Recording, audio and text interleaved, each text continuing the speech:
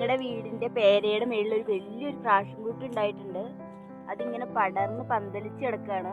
അപ്പോൾ അത് നിറയെ പഴുത്ത് കിടക്കുക. അപ്പോൾ അത് ഇങ്ങനെ ഞങ്ങൾ പറിക്കുകയാണ്. ഒരു തോട്ടിയൊക്കെ ഉപയോഗിച്ചാണ് പറിക്കുന്നത്.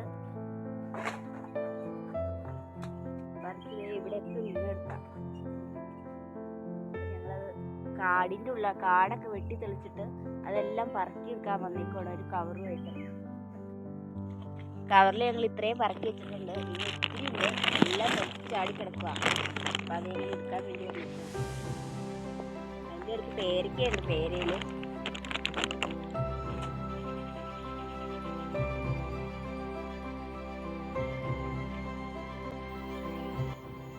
അപ്പം ഞങ്ങൾ ഇങ്ങനെ ഒരു തോട്ടി ഉപയോഗിച്ചാണ് ഭക്ഷണം വിട്ട് പറിക്കണേ.